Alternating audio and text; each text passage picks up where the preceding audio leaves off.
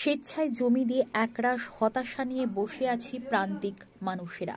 2008 সালে তৎকালীন বামফ্রন্টের মুখ্যমন্ত্রী বুদ্ধদেব ভট্টাচার্য, অর্থমন্ত্রী অসীম দাশগুপ্ত, সেচমন্ত্রী ক্ষিতি গোস্বামী উত্তর 24 পরগনার বসিরহাট মহকুমার সন্দেশখালী 1 নম্বর ব্লকের বেতনী নদীর ওপর সেতুর শিলান্যাস করেছিলেন। বরাদ্দ হয়েছিল প্রায় 64 কোটি টাকা। পরিকল্পনাহীন তড়িঘড়ি সিদ্ধান্ত নিয়ে এই শিলান্যাস হয়েছিল। সেই সময় জমি আটকে ছিল সেতু নির্মাণের কাজ 2013 সালে। মুখ্যমন্ত্রী মমতা বন্দ্যোপাধ্যায় সন্দেশখালী নেজাটের দক্ষিণ আখড়াতলা বিজয়ী সংঘের মাঠে গিয়ে এই নদীর ওপর সেতুর জন্য নতুন করে প্রায় 100 কোটি টাকা বরাদ্দ করেছিলেন।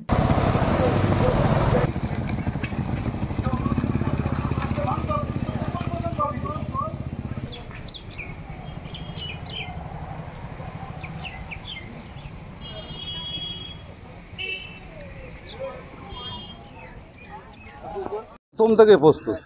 আমরা কাগজপত্র সব বিডিও অফিসে গিয়ে জমা দিয়ে এসছি। আমার নিজের জমি পড়েছে এবং এও বলে এসেছিলাম যদি আমাদের পয়সা না দেয় ব্রিজটা খুব দরকার এখানকার মানুষের জন্য। আমি ব্যক্তিগতভাবে বলেছিলাম এবং আজকে দীর্ঘদিন ধরে, আজকে প্রায় 20-25 বছর ধরে এইভাবে টালানো হচ্ছে। প্রত্যেক বছর জন্য রিনিউয়াল হচ্ছে। জানুয়ারি মাসে এনারা এসে এ মাথা ও মাথা মাপছে, মেপে আমরা না কিছু করতে পারছি। কারণ জমি ছেড়ে, ব্রিজের জমি ছেড়ে তো আমাদের বাড়িটা করতে হবে। আমার ওই বাড়িটা ওই ভগ্নদশা অবস্থায়। আমি একটা বাড়ি করব, তো আমি এখন সঠিক জায়গা খুঁজে পাচ্ছি না কোন জায়গায় বাড়িটা করব। আজ 25 বছর ধরে আমার বাড়ির অবস্থা খুব খারাপ, যখন তখন ভেঙে পড়তে পারে। আমরা সরকারের উন্নয়নের কাজের পক্ষে আছি, সবসময়ই ছিলাম, এবং ব্রিজ হোক এটা আমরা চাই। কিন্তু এরপরে যদি এরকম রিনিউয়াল আসে তাহলে আমরা আর এখানে মাপজোক করতে দেবো না, কারণ এটা ঠিক হচ্ছে না। এখানকার মানুষ আস্তে আস্তে এই ব্রিজ আসছে, মাপছে, মানুষ হাসাহাসি করছে, নিজেদের মধ্যে গন্ডগোল হচ্ছে।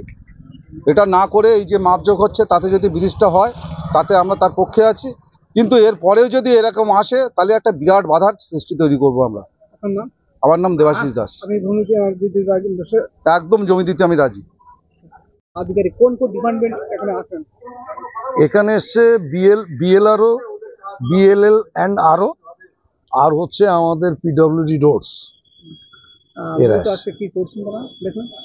এরা এখানে ব্রিজের মাপজোপগুলো করছে, কি করে সেতুটা, প্রস্তাবিত সেতু 2008 সালে তদানীন্তন মুখ্যমন্ত্রী বুদ্ধদেব ভট্টাচার্যের শিলান্যাস দ্বারা এই বেতনী নদীর উপরে সেতু নির্মাণের অর্থ বরাদ্দ হয়।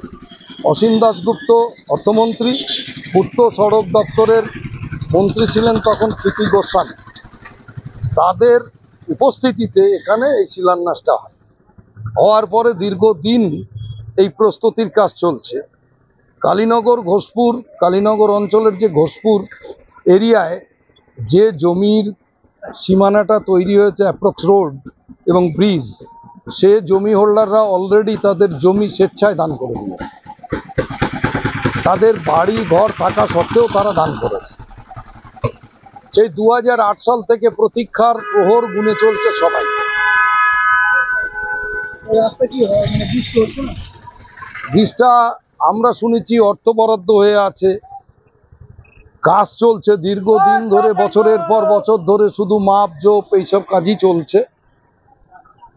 যে ডিপার্টমেন্টাল অফিসার এখানে আসে মাপতে, তাদের কাছে বারবার করে জিজ্ঞাসা করলে তারা বলে প্রক্রিয়া চলছে। কিন্তু এবারও যে প্রক্রিয়া চলছে না, এর সঠিক তথ্য বা ব্রিজটা যে হবে, সেতুটা যে নির্মাণ হবে, এর কোনো সদুত্তর কেউ দিতে পারছে না। তাই এখানকার মানুষ ফেড আপ হয়ে পড়েছে, অর্থাৎ এখানকার মানুষ অসহায় বোধ করছে।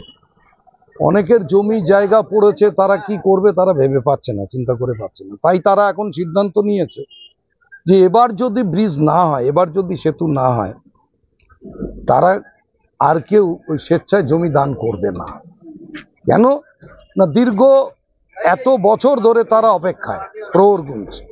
এখানে বেতনী নদী পার হয়ে